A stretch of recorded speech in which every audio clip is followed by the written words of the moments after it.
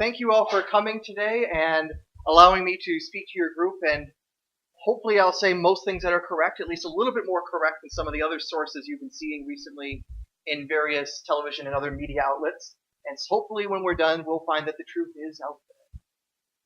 So, a little bit of background about who I am. As was mentioned, I'm a recent PhD in physics, focusing on physics education research.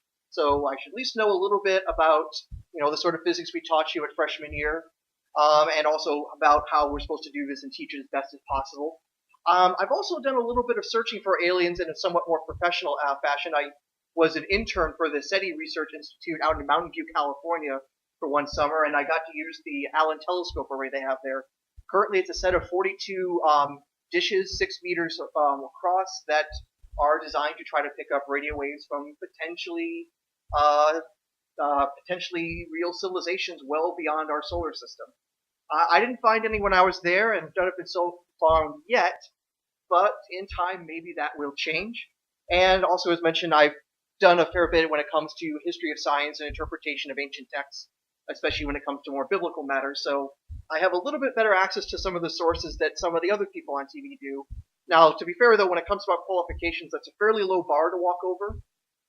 But I at least want to say I'm not walking into the bar. I can at least do that much. So what I'm going to be talking about is basically 3 major themes. One is about the claims when it comes to what's called the ancient alien or ancient astronaut hypothesis, that we were visited in the past in great antiquity, maybe even before history, as late as perhaps the Middle Ages. There's also, of course, the claims of what is the modern UFO phenomena that we usually say started in 1947 and up to modern times.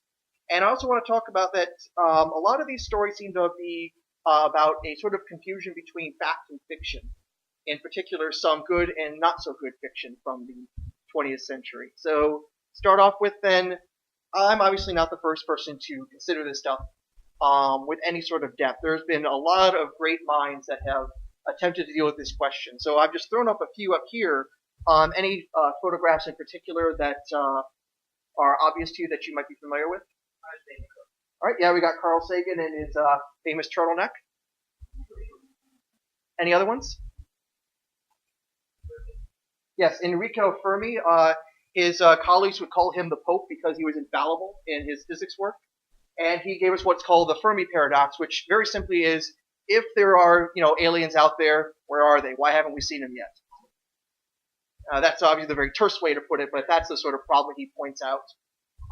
Any other faces that might look familiar? I think I heard Ben Franklin. Yeah, he also speculated about other worlds and such, and of course he was following a tradition. Here, with the very nice hair, we have Christian Huygens, the Dutch astronomer and scientist who also speculated about other worlds, and he was, of course, inspired by this guy in the far right there, Giordano Bruno. You may have heard about his story on one of the recent episodes of Cosmos, where he was put to flame, and in part because he believed in the infinity of worlds and their possible inhabitants. So, yeah, he was nicely burned to a crisp in 1600. So there's a tradition of, some people having a rough time with this. And also in the middle there is Percival Lowell. Does that name sound familiar? Few people shaking their heads. Most famous, he built the Lowell Observatory out in Arizona because he was very rich. And he wanted to observe Mars because he believed he could see canals on Mars, based on previous observations, and believed that he could see artificial structures on Mars showing that there was a civilization there. In the end, we found that most likely he was looking at, pretty much just looking at artifacts of his own mind rather than artifacts of another world, unfortunately. So, though the real big one you've probably been seeing the most recently has what's been, like I say, the ancient astronaut hypothesis, which a lot of the work can be summed up by this meme, with leading questions and leading you nowhere unless it leads to aliens. So, a little bit about that. It's going to be shown to be pseudoscience. And this was a meme that was actually put together by one of my friends, related to also some things with biblical studies. So yeah, if you see somebody holding an imaginary watermelon, you shouldn't trust them. Don't trust. There's something a little bit odd about these sorts of things. So this idea of ancient astronauts has a fairly long pedigree. The basic idea, though, is that sometime in antiquity, maybe many times in antiquity, species from another world that were advanced enough to cross the stars, come here, and either they found our simian cousins and helped them develop civilization, or if you go by what is called the horny astronaut hypothesis, basically bred with us until we got the sort of minds that we do now. And ultimately, though, that the reason that we have civilization, that we have all this sort of great knowledge that basically made us go from banging rocks together to having cities and writing and math. This idea is pretty popular in various forms of media. So anything from Doctor Who to Star Trek, Indiana Jones.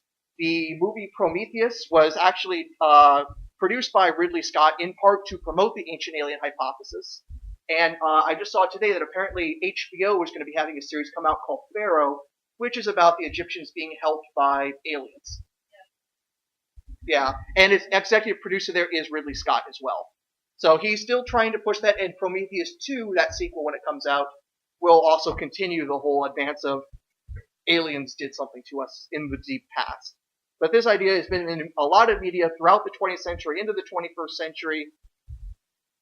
But you might have seen this to believe in the 70s. That life here began out there, far across the universe, with tribes of humans who may have been the forefathers of the Egyptians, or the Toltecs, or the Mayans. Some believe that there may yet be brothers of man who even now fight to survive somewhere beyond the heavens.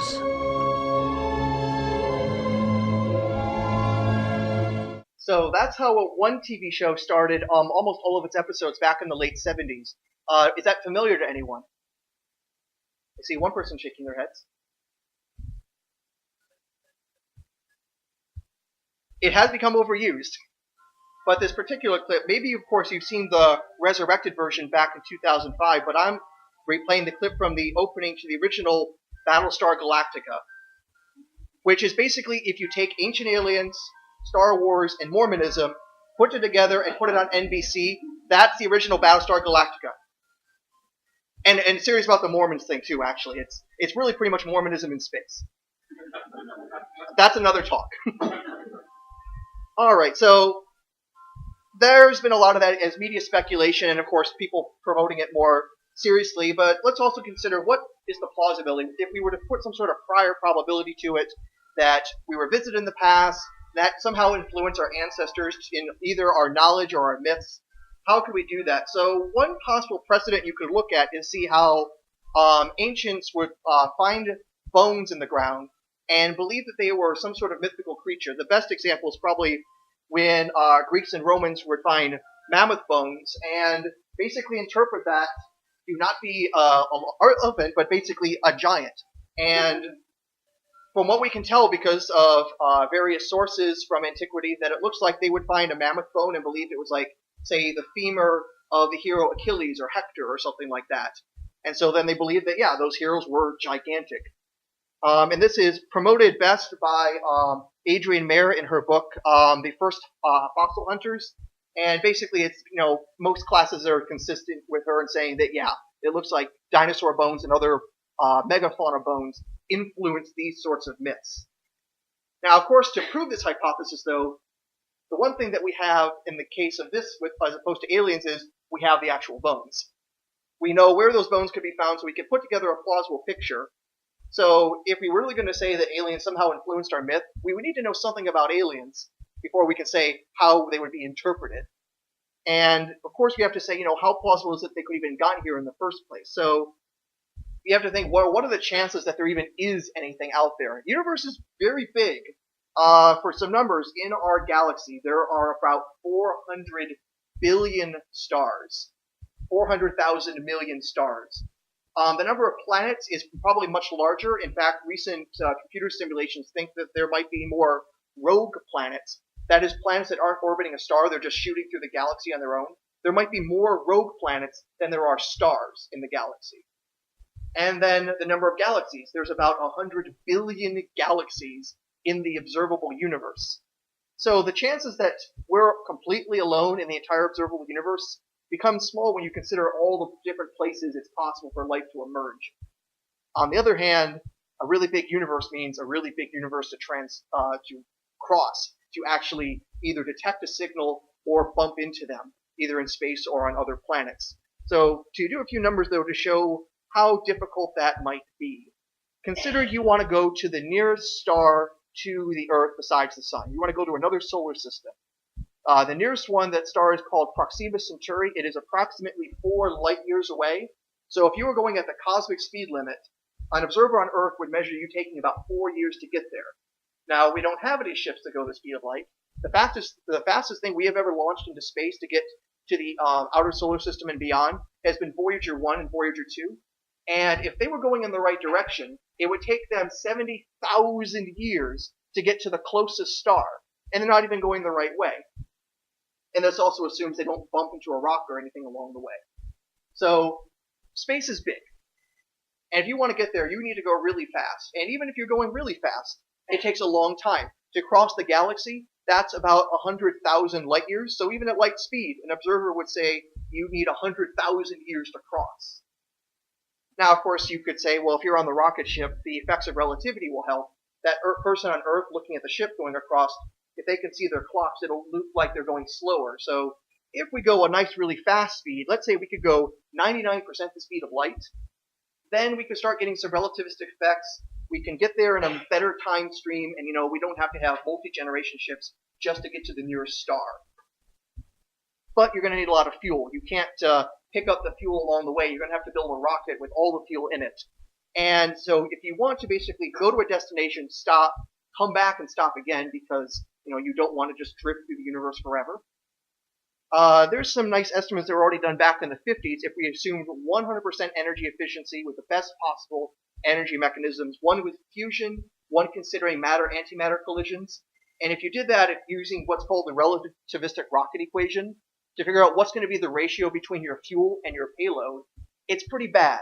If you have a fusion power, you need 1 billion times as much mass for fuel compared to your payload. If you want to take your textbook and send it out to the outer reaches of the universe and send it back, you're going to need 1 billion kilograms of fuel. If you have antimatter, it's at least a bit better. You need only 40,000 times as much matter and antimatter as your actual payload. But that's still an incredible amount, and the only significant amount of antimatter we have is maybe, a very small collection. We've never even made like 1/4 of an ounce of antimatter in all of our experiments here on Earth. And no way to contain it, and let alone use it as an energy source. So this is already implausible. But also consider some of the issues of radiation. You're using fusion power, you're trying to go at high speeds.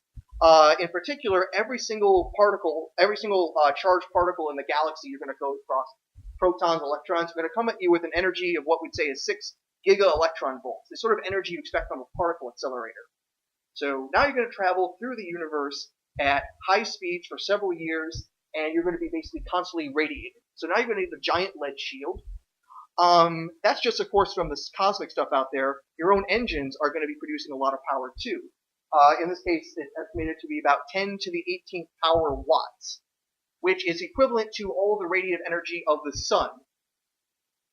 And it's all going to be in gamma rays. So not only do you need to shield your ship, you need to shield the Earth from your rocket ship, because you now just put a gamma ray bomb next to the planet.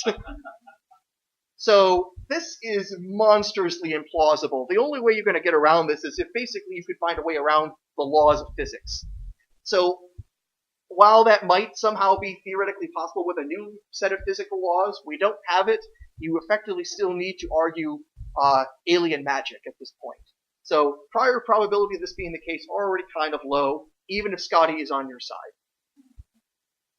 Nonetheless, we have proponents that have been pushing this for a while with great popularity. This was probably the most famous name in that is Erich von Däniken. He was a hotelier in Switzerland. He's a Swiss native himself. Unfortunately, he's also not exactly best with the law. He was a convicted fraudster for embezzling money when he was a hotelier. And he used that sort of money for world travel, and he claimed so that way he could research one of his major books called Chariots of the Gods, with a question mark, because everything's a rhetorical question with Erich von Däniken. And this book, now that thing they're saying, 7 million copies sold, On his website, he's claimed that he has sold over 25 million copies of this book alone, and 60 million copies of all of the books he has published. Chariots of the Gods is the most bought book of any history or archaeology book in all time. So if you're an author, you should be angry. If you're an historian, you should be very angry, because this isn't exactly written by an historian, unfortunately. Now, there have been many other books around the same time that also promoted the ancient astronaut hypothesis or theory, but he got big in part because his book was serialized in the National Enquirer in the early 70s, and as you know, the National Enquirer, that bastion of truth. But it also got promoted by a name you might be familiar with, Rod Serling, the person who would narrate and do the bookends of The Twilight Zone. He also created a movie and TV series that became first In Search of Ancient Aliens, and then later became the show In Search of with Leonard Nimoy, after Serling himself died. So he basically started that major pseudo-history or pseudo-science show that lasted for many, many years. Von Däniken himself had been discredited in many of his forms and scholarly books. BBC and PBS put out a documentary in the late 70s called The Case of the Ancient Astronauts that also ripped his claims to shreds. That video was very hard to find, but I was able to find a bad VHS copy and put that on YouTube if you want to sit for an hour and get a few clips of Carl Sagan, saying why it's kind of ridiculous. And also he was even debunked by Neil Armstrong, the man who landed on the moon and first stepped on there. He investigated one of his claims about finding gold in South America, and basically he and a group went down there, said, we can't find what you're talking about, and eventually Von Däniken basically said, yeah, I kind of made that story up. So by the end of the 70s into the 80s, his popularity had waned. The idea was basically, non-existent except in fringe circles in the 80s and 90s. But it's recently, of course, been getting popular again with like the show Ancient Astronauts, or Ancient Aliens, on the History Channel, or on H2 now. And his most famous acolyte, you've probably seen many a times there, Mr. Georgios Tsoukalos, best known, of course, for his hairdo. I recently had to cut my hair, otherwise I would have gone for the style.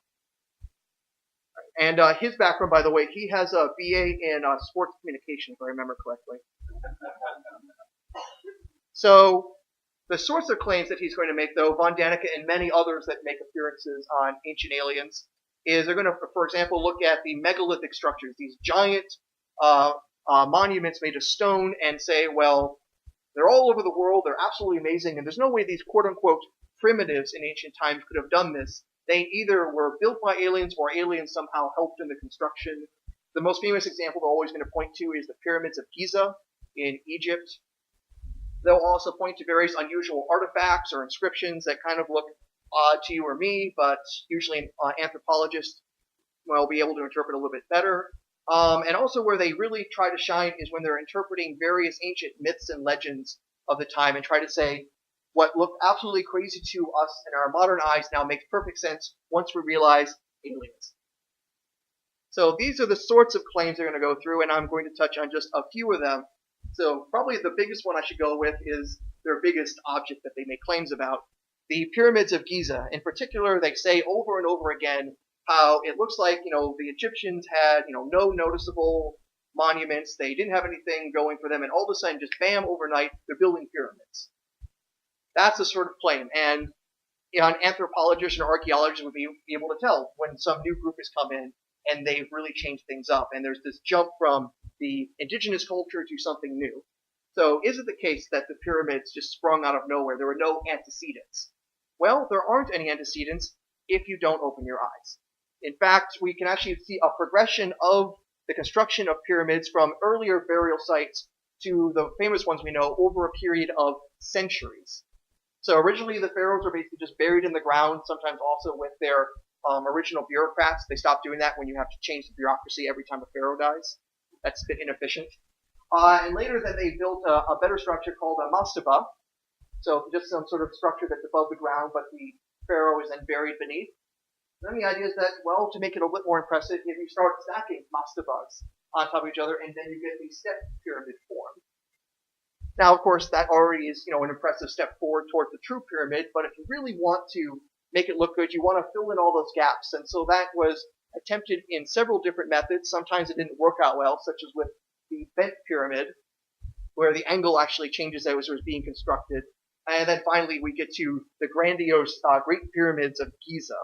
So just a little bit of talk, though, about the progression from the step to the true pyramid form.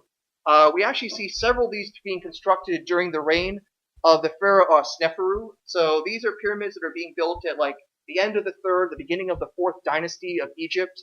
Sneferu was himself the father of the pharaoh Khufu, which he would have the Great Pyramid built for. And there are several pyramids that were all built during his time, as all you can see progressing steps. The first one is called the Medium Pyramid. It might have actually started construction before his reign, but as you can see, it hasn't held up very well.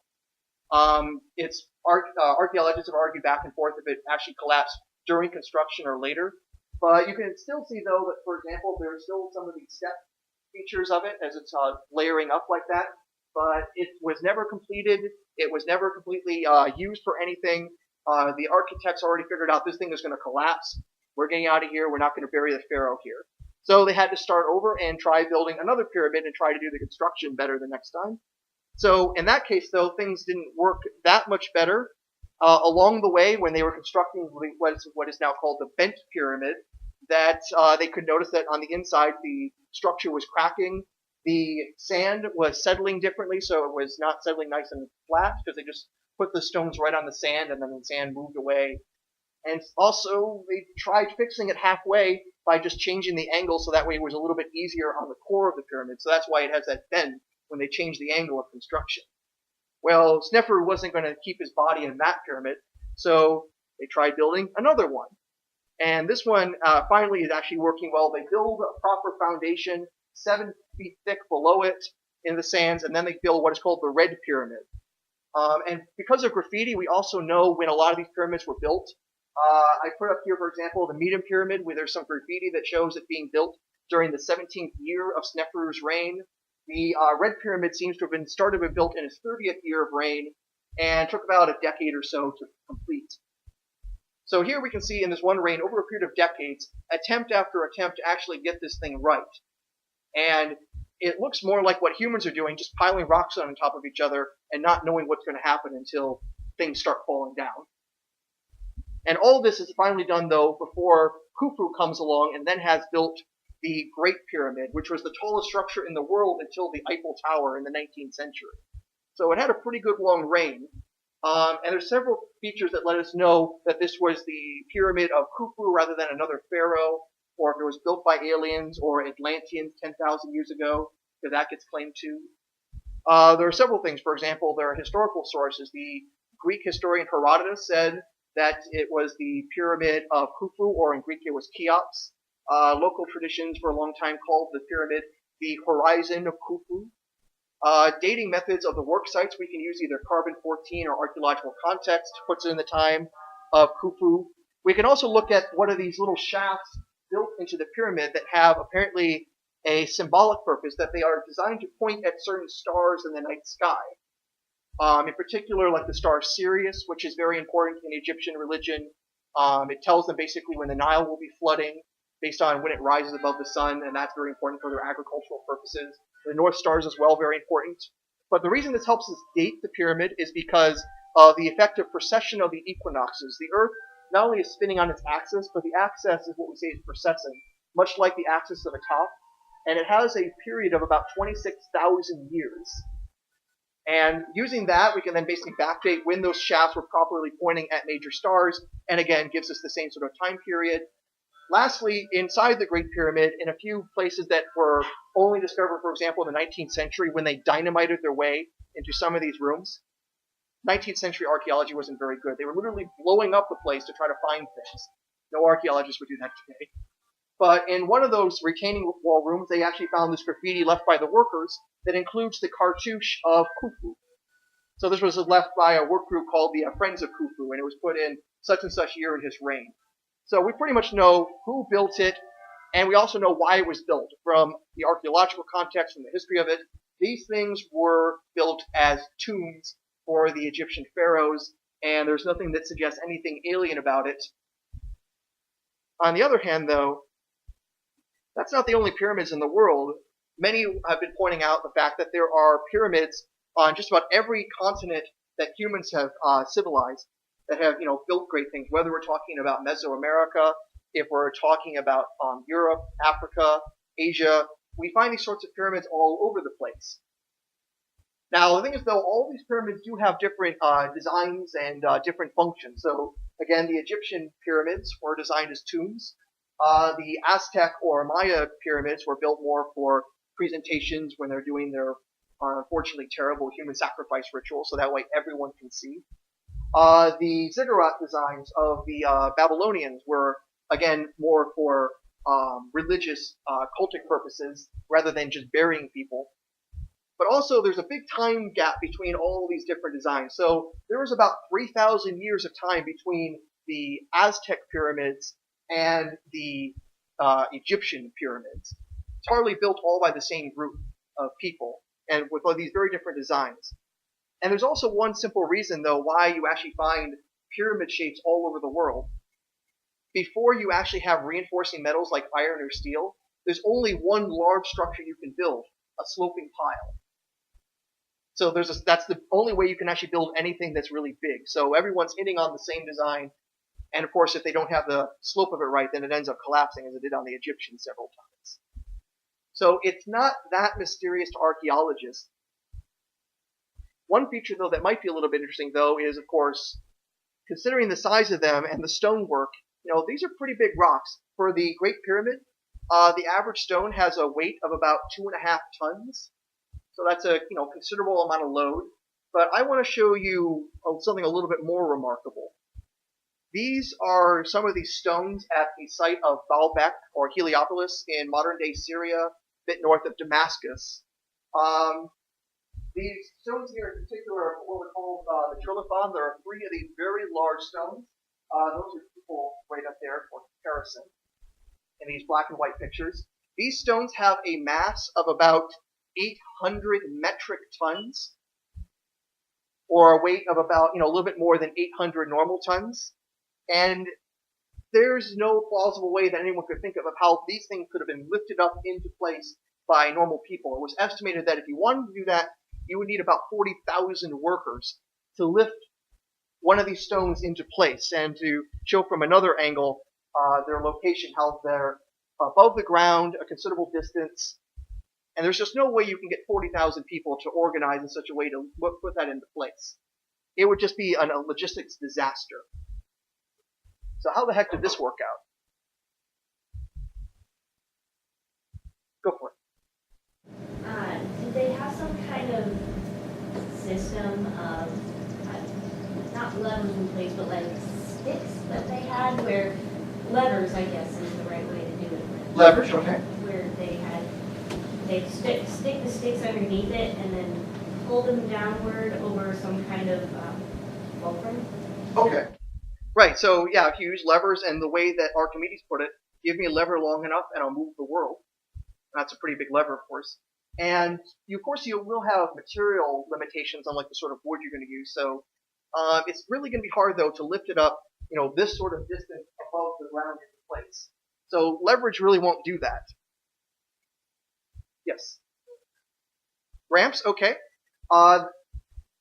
That's also what they probably used in part for the Egyptian pyramids, using a ramp so you don't have to lift straight up. But also for something this big, you're going to need a really, really long ramp. And so that'll still be a considerable amount of work, and you also have to work against friction. Now, though, I am giving you, though, one false premise. These stones were never lifted into place. If you look at the quarry site where this stone is, called the Stone of the Pregnant Woman, the elevation of this rock is at the same elevation as the stones that are in the structure itself at Baalbek. They were never lifted. They were actually more simply carved at the quarry site and then dragged along and then dragged on top of the structure already put there. They never have to lift it up an inch. Yes? Well, the Romans were able to actually also move a lot of things with cranes, and they never lifted anything that big, but their cranes could lift up, an individual crane could have about a maximum capacity of 10 metric tons, which is, a pretty good amount, and if you have a series of cranes, you can lift up even heavier objects, and some of those things were also done at Baalbek. But these objects, you would still need like 80 cranes all working together, and the logistics with that would be phenomenally bad, and one rope breaks and then everyone's in trouble. But this is the simplest thing, that they just, went to a quarry site, the same elevation, and just dragged it along. And as you can see also how the stone is at an angle. So that way they were able to carve it down and put pieces of wood along the way to act as rollers. Of course, though, you can't use rollers all the way. You have to eventually get them out of place so it can sit on the rock. And so you have to drag that stone across stone. And so, again, there's a lot of friction. And you're going to need a lot of workers for that if they're just going to, pull with their own, just with their own muscle. But we know that this was constructed during the Roman period, during the Julio-Claudian dynasty. And we know some of the simple machines that the Romans have been able to construct. In particular, these devices that are known as capstans. You might see them also on modern sailing ships to lift up sails. And you basically just have a simple mechanical advantage with these levers and a series of pulleys. And now it is much easier to drag these things in place. It's estimated, instead of needing 40,000 workers to move one of these stones, it's estimated you need 144. So with simple machines and a little bit of planning on where you get your stone, you went from impossible, therefore aliens, to Romans. Slightly more plausible. As for why the aliens would build this, it was claimed that this would be as a landing pad for their spaceships. Why they need landing pads and why that thin, I don't know. But it's aliens. Alright, I also talk about this in a bit more detail on the archaeological context on a blog post showing that these are indeed Roman constructions and what machines they had. It's really fascinating stuff. The Romans, they knew how to do things. If we go back in time, though, we find some other things that are a bit interesting. If we go back to the earliest human civilization we know of, the Sumerians, which would be in modern-day Kuwait, Iraq region, and they thrived between about 5,000 and 2,000 BCE, so anywhere from about 4,000 to 7,000 years ago.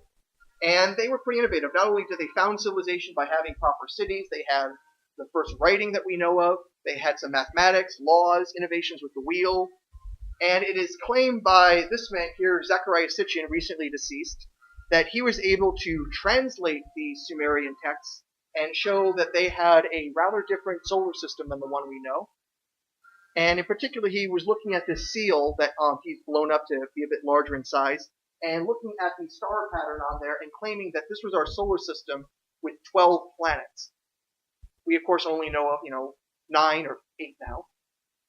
And one of those planets was one that was known as Nibiru, you might have heard of, with this long elliptical orbit that comes around every 3,600 years, and the quote-unquote Anunnaki live on that planet, came here and basically developed the humans and had us mine gold for them. Because they're old-timey miners from California that live on this planet. I'm not really sure. And as for that star map, it might also look a bit familiar. If you saw the movie Prometheus, I think that might have been an inspiration for the star maps that they have from their cave drawings from that movie. But unfortunately, there's a couple things. First off, Sitchin is not trained in Assyriology or any of the languages for this at all, so it's not something he really is that familiar with, and it really shows because, for example, that drawing there is not the solar system. That thing in the center object is not the sun.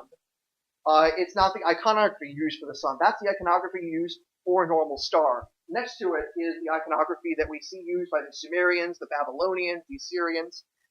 Very well conserved that the sun is basically a four-pointed star with wavy lines coming out. That is the normal symbol for the sun, or the sun god Shamash. So already he's misinterpreting that design, and if we look at the actual texts of the Sumerians, they only know of 5 planets. Mercury, Venus, Mars, Jupiter, and Saturn. That's the only ones they know of, and of course the sun and the moon they know about. So there's nothing that ever talks about a planet Nibiru. He also misappropriates the Anunnaki, which are not originally beings that live on a planet or even in the sky. They live underground in the underworld. So the exact opposite of where you expect aliens to come from. And Nibiru is not even the term used for a planet. Sometimes they say that the planet Jupiter is Nibiru or Mercury is Nibiru. It seems to be an astronomical term related to basically where it is in the sky, or maybe it was crossing the ecliptic plane. It seems to have more an astronomical context rather than it being a place or a planet in itself. So it's completely messed up, And even if we couldn't read these texts, we do have telescopes. We have the ability of looking for planet X.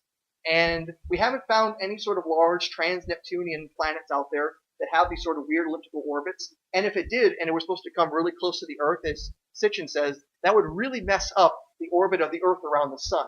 It would not be this nice, almost perfectly circular orbit that we have. So orbital mechanics, we have to throw that out too. So he's wrong on the text, he's wrong on the mythology, he's wrong on the astronomy. What else is new? And a lot of details can be provided at this website, sitchiniswrong.com. It's done by a biblical scholar by the name of Michael Heiser, who actually can read the text and has spent a lot of time showing why, if you actually go to the sources, that he just is wrong about everything. Let's look at a few other texts, though, and basically, how do they try saying that they're going to take this text literally, they claim. But as I'll show you, they don't really do a very good job. But they're going to claim that they're going to look at the text, read it literally. They're not going to try to make it metaphorical or call it mythical and say, now with aliens we can understand these texts. But we need to understand, first off, how is it that an ancient text like some of the legends and myths we read come about? So when it comes to writing such a thing, let me just provide one example, and it's our oldest example of legend, the Epic of Gilgamesh.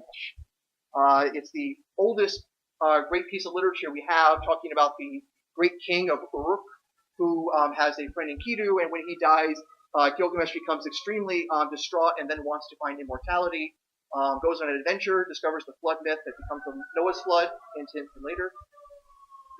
And then, of course, basically deals with the fact he's mortal and he just tries to do great things and be remembered. Now, the thing is, though, if we want to use a text like this and treat it literally, first thing we should ask is, which version? We have versions of this story over many centuries, and we have the cuneiform tablets with the story on it, and we can see changes from century to century. So if you want to say you're treating it literally, well, which version? Also, the Sumerians and the Babylonians would, just edit things, take things in, subtract them out. And sometimes they would come from completely different myths, and they would be inserted in there. My favorite example comes from the myth called the Descent of Inanna, and later the Descent of Ishtar, where Inanna is going down to the underworld so that way she can try to rule that. Along the way, she's killed by her twin sister, and she's hung from a nail, and she's dead there for 3 days until her assistants come down and bring her back to life, bring her from the underworld. And this then becomes part of their sort of cycles of crop cycles. And if it sounds a little bit like Dying and Rising God stuff, that's because it is. So it's kind of, the crucifixion story of Jesus, but a few thousand years older. But one of the parts of the story is she's at the gates of the underworld, and she demands entrance, and she says, if you don't let me in, I'm going to release the dead and have them march on the land of the living. So a zombie apocalypse. That gets then just edited out and then put into the Epic of Gilgamesh when Ishtar is having a fit because she was shunned by Gilgamesh. I should say that Sumerian and Babylonian myths were not exactly good towards female characters, so they're treated as hysterical and conniving and all sorts of terrible things. And Ishtar is no better, unfortunately.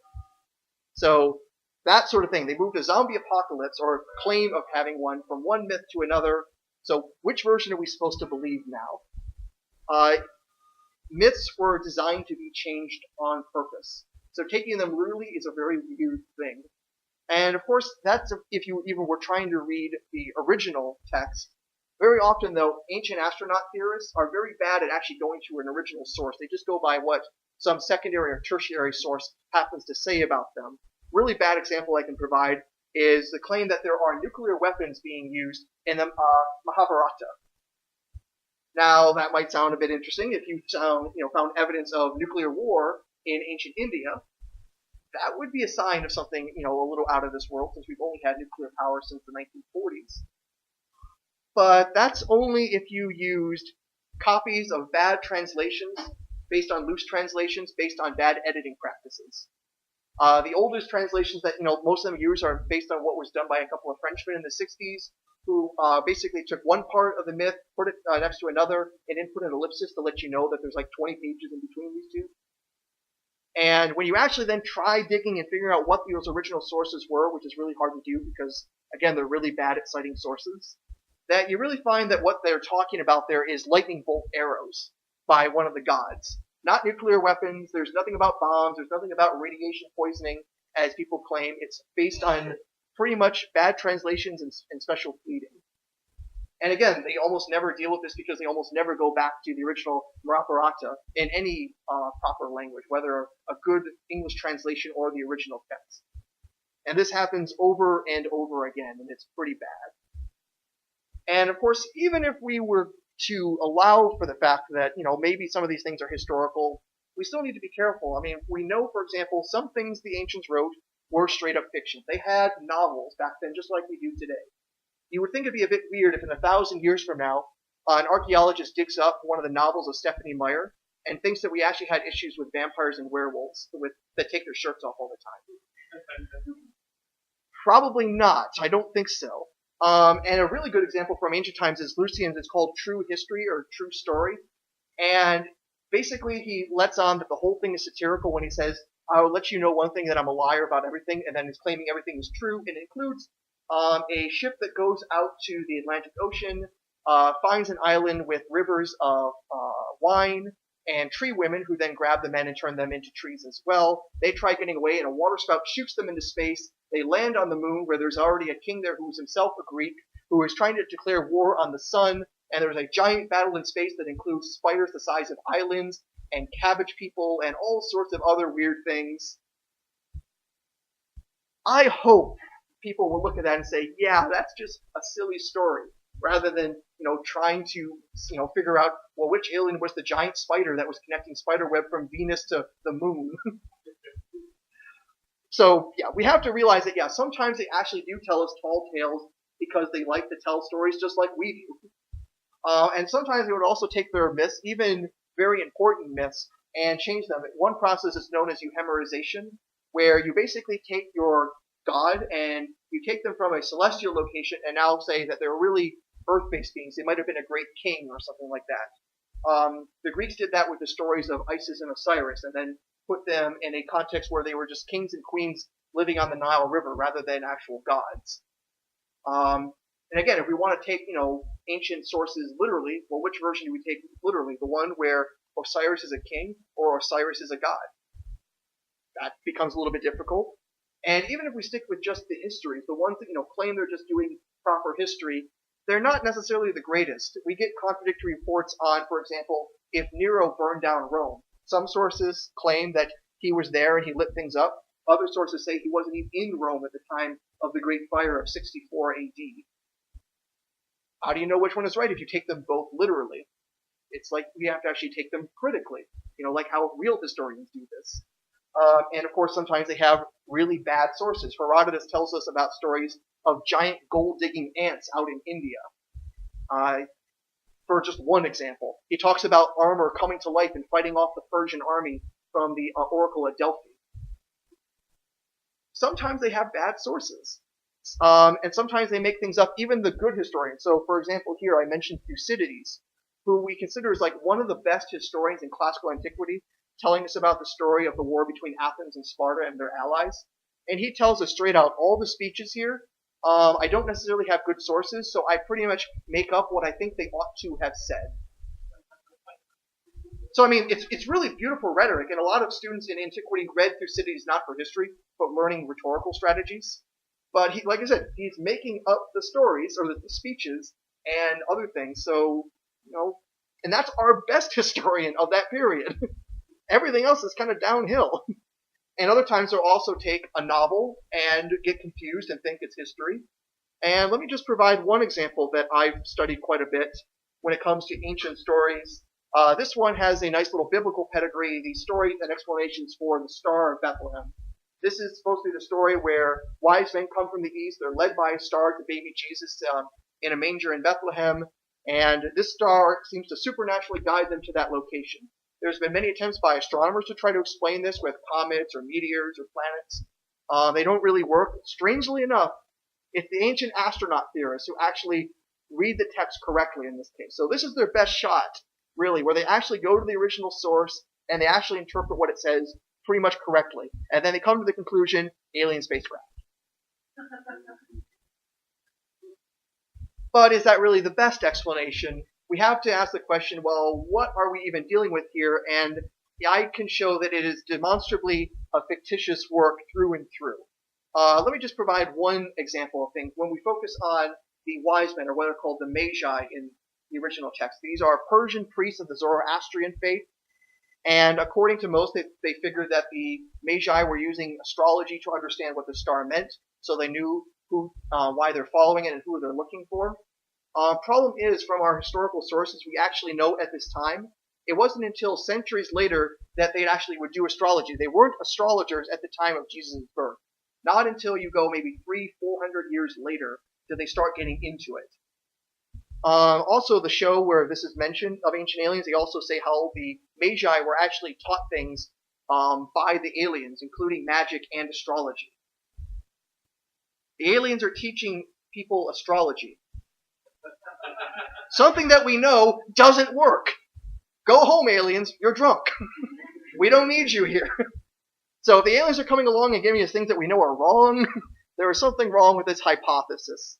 But even worse than that, if we just think about this in terms of geopolitics, this sort of event would have been an international incident. The Magi were a part of the Persian government, and they were coming to a Roman-controlled territory, claiming somebody else was going to run things, and not only usurping the authority of the Jewish king Herod, but of Caesar Augustus himself, who put Herod in power.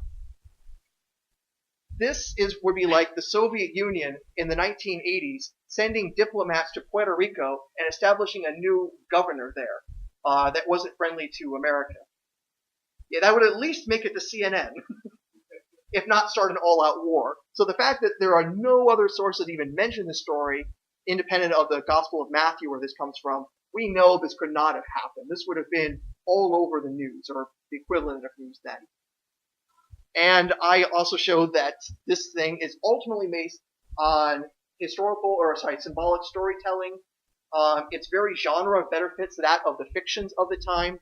And I argue this most fully in this book, The Star of Bethlehem, A Skeptical View, now available in stores. And here if you so desire later. But I make the case there, and you can learn a fair bit about ancient astronomy and astrology history, and how people actually wrote fiction back then.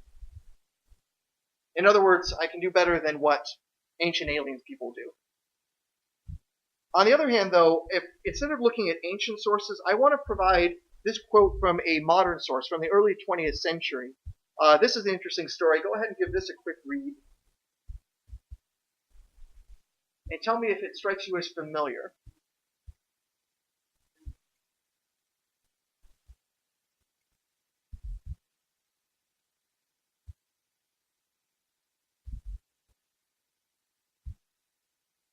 So to me, it already sounds a bit like the ancient astronaut hypothesis. But this is from a source about 40 years before von Däniken published.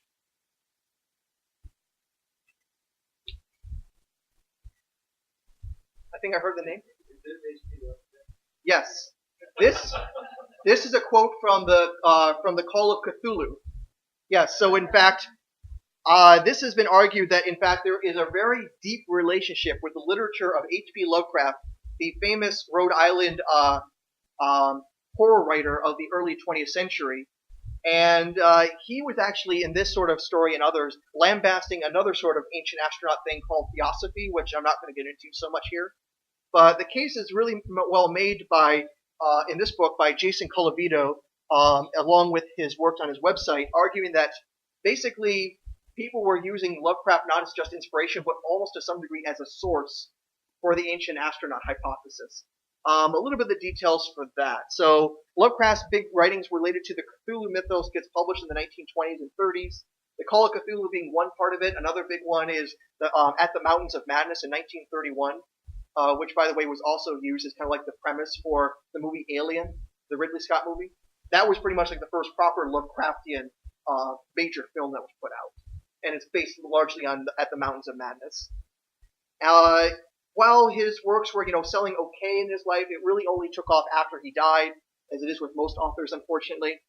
And in post-World War II France, the works of Lovecraft were immensely popular there. And in particular, these two French authors, Pauls and Bergier, are the authors of this book, The Morning of the Magicians.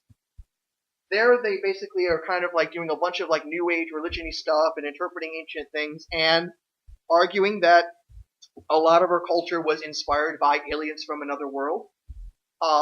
They mentioned Lovecraft a couple of times, and they continue to promote these ideas in a journal they produced, or magazine called Däniken, and they republish a lot of Lovecraft's work and continue their speculations. The interesting thing about this book, Morning of the Magicians, it didn't sell that great until later on, but it was one of the major sources used by Erich von Däniken in his Chariot of the Gods. Though originally he didn't credit them at all, he made it sound like he did all the original research. Again, because von Däniken's not a great author or researcher. And considering he's a convicted fraudster, maybe not even a good person, but that was like his major source, and effectively using a lot of things that even Lovecraft would lambast and have as pure fiction, but now they're using as actual sources. The worst example comes around the same time. This Italian Peter Colosimo, in his work, his book Not of This World, he uses Lovecraft as a source and sometimes doesn't even tell you that what he's quoting from Lovecraft is fiction and just leaves it there as history. So he quotes from At the Mountains of Madness as if, this is an actual telling of discovery of ancient artifacts. So the connection between the fiction of Lovecraft and the ancient astronaut hypothesis is pretty deep. And it's basically just when you try blurring fiction and reality.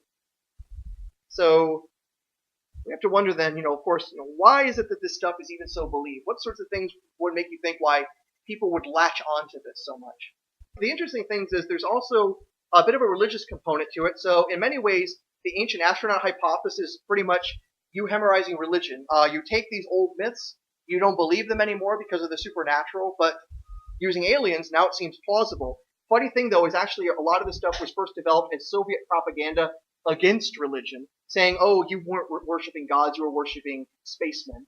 And so, for example, this is a drawing that was used in some of von Däniken's works that was claimed to have actually come from a cave drawing in Uzbekistan. And they ultimately inked this from a magazine article from the 60s. And now, if you look at that, you might think that doesn't exactly look like any ancient art form. It looks kind of modern.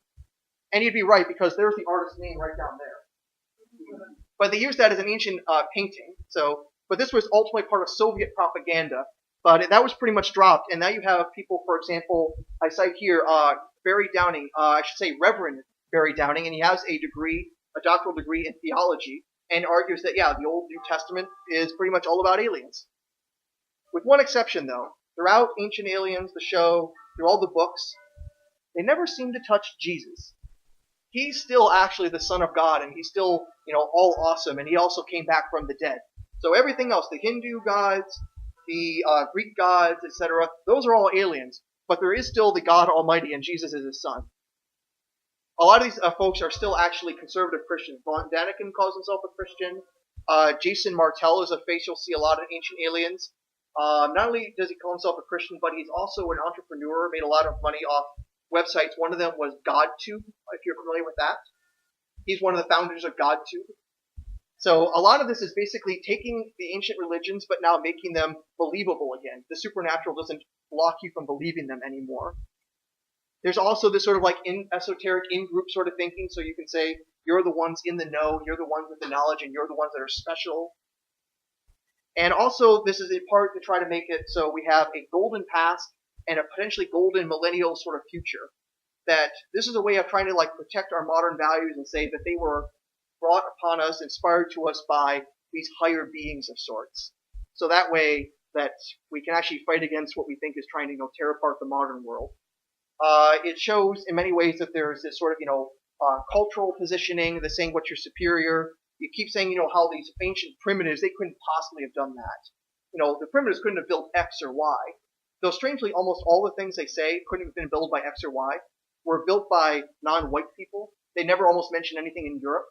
So there's no way the Egyptians could have built the pyramids. There's no way the Native Americans could have built this, that, or the other thing. It always has to be aliens. So there's also this cultural and a racial component. It's really shown in this quote from one of von Däniken's works, where he calls black people a failed experiment, and white and yellow people are the upgrades. So this already, of course, assuming white people are better. So it's very, jingoistic and terrible like that. And ultimately it seems to be popping up in our day and age again, because In many ways, it feels like, Western ideals and such are under attack. When this stuff first got big was in the early 70s. What was happening in the US and in other parts of Europe? We got the Vietnam War basically killing all credibility. You have Nixon having to resign because of, bad government policies. The economy's going to crap. The Soviet Union is still doing well. The civil rights movement has, become more violent. So a lot of these things have, created this sort of cultural pressure. People are jumping to New Age spiritualist beliefs. And that was one of the things that kind of made this attractive, because now you're saying our culture was effectively, created by higher beings who will eventually come back and make everything better.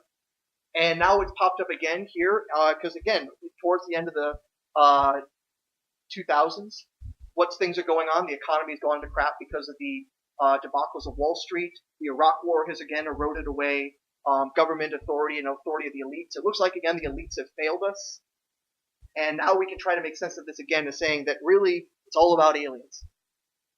So in many ways, this is a sort of, it's basically preserving religion and other cultural values that way. So it can be understood much more sociologically rather than any good evidence. Of course, this is also going to be influenced by the modern UFO stuff, where we now get to see the aliens in our own time. Starting in 1947 into today, you see lots of this stuff, and believe me, if this stuff is happening, I do want to believe it. If there is good evidence for modern aliens coming by, I want to say hello. Or bleep war, whatever language they happen to speak. I don't know alien too well.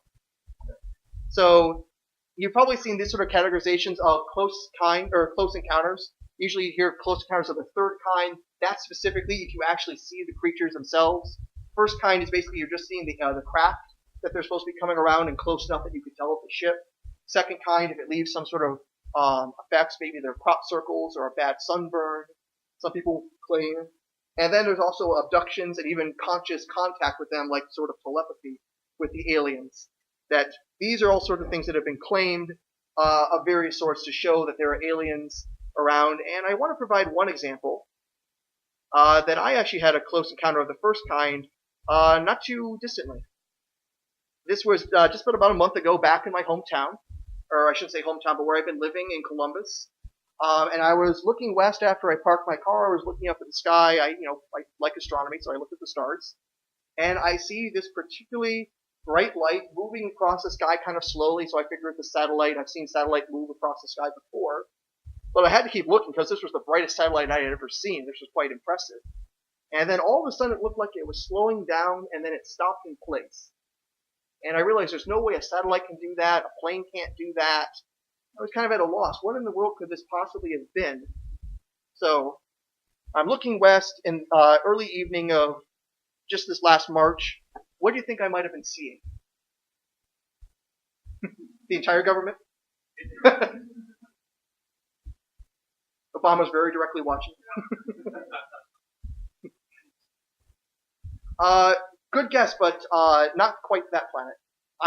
What I think I saw was the planet Jupiter. That's what would have been in the sky in the west at that time, a bit above the horizon. And the thing is, though, why it seemed like it was moving to me, because Jupiter can't move any significant amount in a couple of seconds of looking at the sky. But here's the thing. With the light pollution, I couldn't really see any other stars. I could only see the really bright planet Jupiter because it's so darn bright. So I don't have any other stars as a reference frame. I can't tell what's moving or not, except for the little bits of clouds on the periphery of my vision. There's a bit of wind, so the clouds are moving. If my reference frame is moving, that gives the illusion that Jupiter is moving. So I basically, just because of the clouds being blown, I had the misinterpretation that Jupiter was actually moving in the sky. And when I was a little bit more careful and I was observing it a bit longer, I went into my apartment, came out a bit later and saw it was still there and realized, yes, it's just Jupiter. And it looked like it was moving because the thing I used as reference, the thing that told me what the location was, were sliding along due to the wind. This sort of thing happens all the time, this sort of simple misidentification where it looks like something's artificial when it's completely natural. So I didn't believe it was aliens at the time, but I was wondering how in the heck did that have happened, so I took a few minutes to, make sure I wasn't being probed. On the other hand, if I go back about 40-some years into the past, there's another case in Ohio. This is the, quote, Great UFO Chase in 1965, where there had been a bunch of UFO sightings up in Michigan at this time, And in Ohio, there was this sighting by a couple of police officers, and they thought they saw something that they claimed was as big as a house.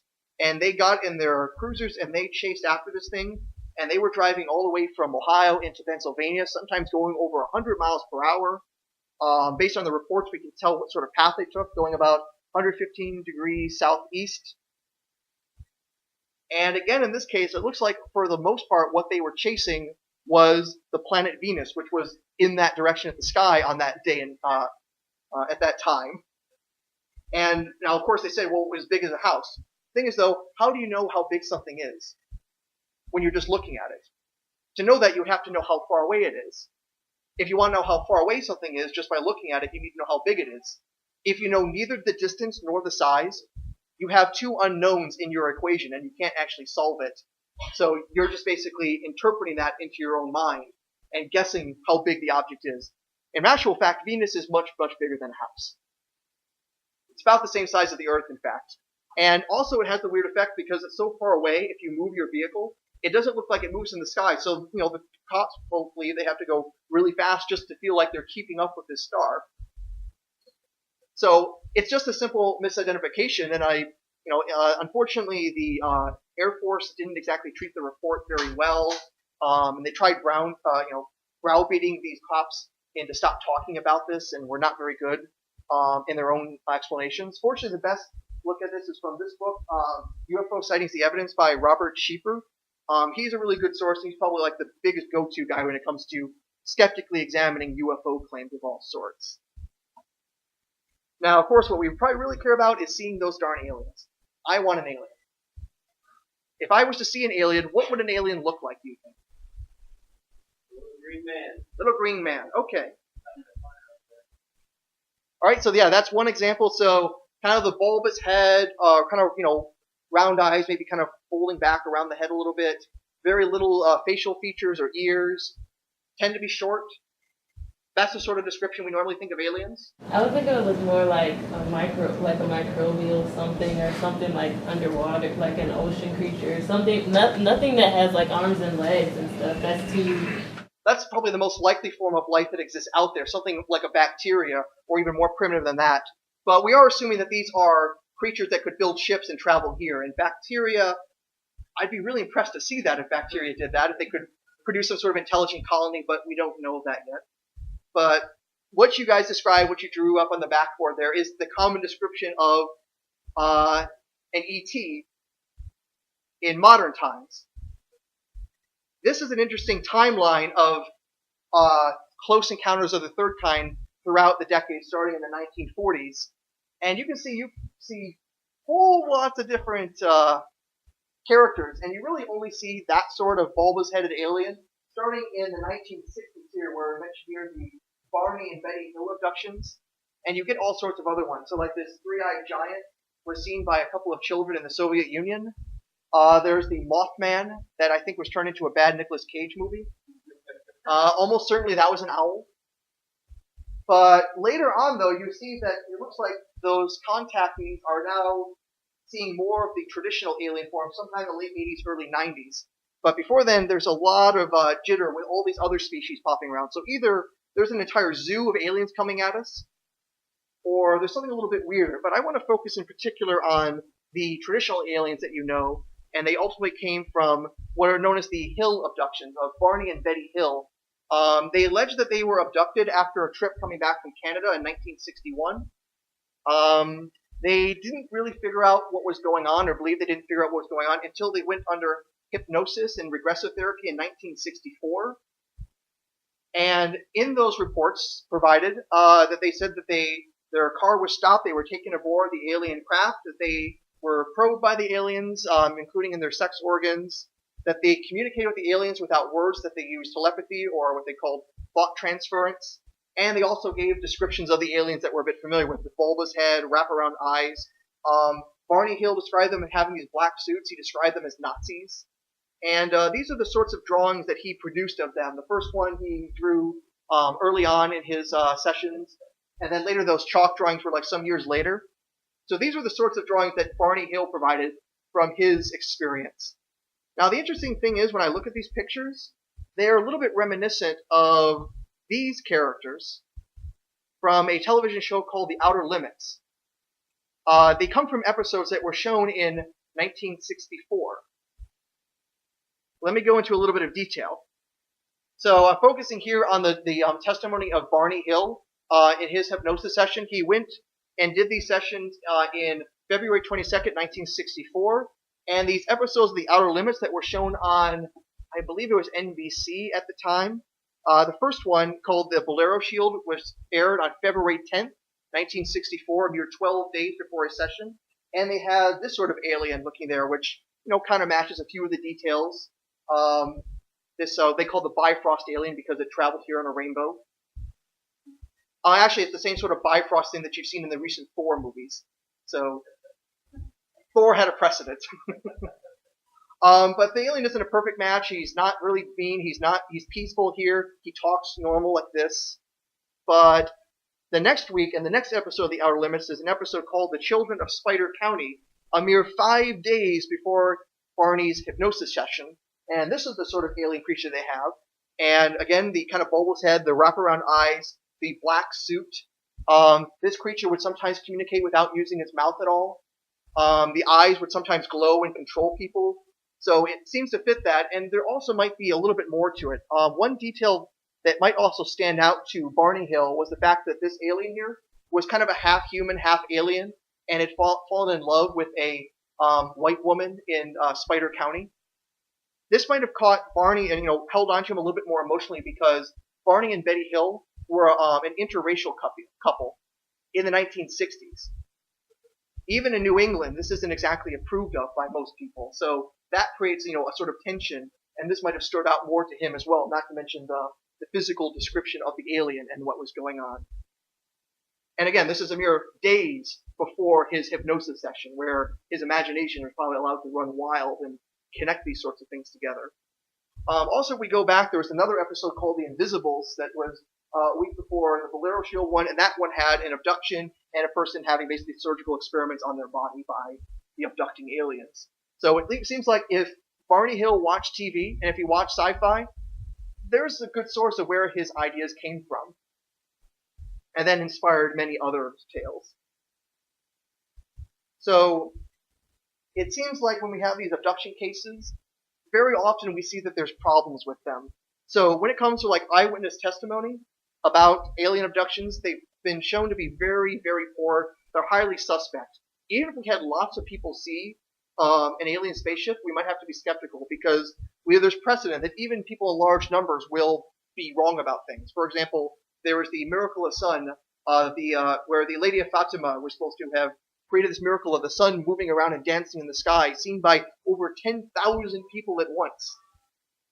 But no astronomers noticed the sun moving around the place and breaking the laws of physics.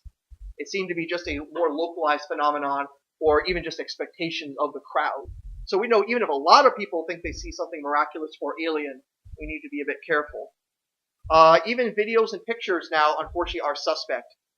Some of these pictures are just blurry and terrible. What was it, about a year or two ago in Denver, Colorado, somebody was taking film with their video camera, pointing it over Denver, and they thought they were seeing alien ships zipping in and out through traffic and bouncing back, and somehow nobody in Denver was noticing this. But it looks like what it really was, it was just insects close to the camera lens flying in front of it. And so it was just too blurry to tell that it's actually bugs, not aliens. So sometimes we have those sorts of problems, and also a lot of the pictures and videos we know are fakes, sometimes are admitted fakes, and this makes it difficult to know, well, here's a picture of an alien ship. Now we have to wonder, okay, what's its provenance, or where does it come from? How do we know it's real? Because you can get a phone app and add aliens to your pictures now. It's almost too easy to fake. So what we really would probably need at this point, other than also getting an alien signal from outer space, is some sort of artifact of anything. I mean, we could have this, tool that we've never seen before that's out of this world, some sort of laser cutting tool or a lightsaber. That would, of course, prove something's out of this world because nobody knows how to build lightsabers. But even if you just had, grabbed an alien ashtray off the shelf of their spacecraft, that thing's probably made out of polymers or other materials we have never manufactured here on Earth. So if you grabbed one of those, you took that to a lab, you would prove that there's no humans that ever produced this sort of thing, and you'd actually provide real evidence. It would even be extraordinary evidence. Maybe not extraordinary enough on its own, but at least we could say, yeah, this is weird. This actually can be better explained by aliens rather than, fakery. But so far, any abductee has not gone up and has even grabbed, whatever tech they could find on the shelves. We're at a loss, and we seem to only have some bad testimony. So, and just to talk a little bit about the origins of the stuff, the first sighting of a UFO that we usually talk about was in 1947 by Kenneth Arnold, a pilot. He was flying around Mount Rainier, and he saw what looked like ships in formation flying, and he said they were flying to him, reminding him of flying saucers. That's the first time the term is actually used in 1947 and beginning the whole UFO phenomena stuff. Roswell comes later and things like that. But most likely what he saw was some sort of mirage ultimately. You have the white-capped mountains from the snow, and because of the same way you can have a mirage by it looks like you see water on the road, the air temperature differences can actually make it so that the top of the mountain will also look like it's projected into another location.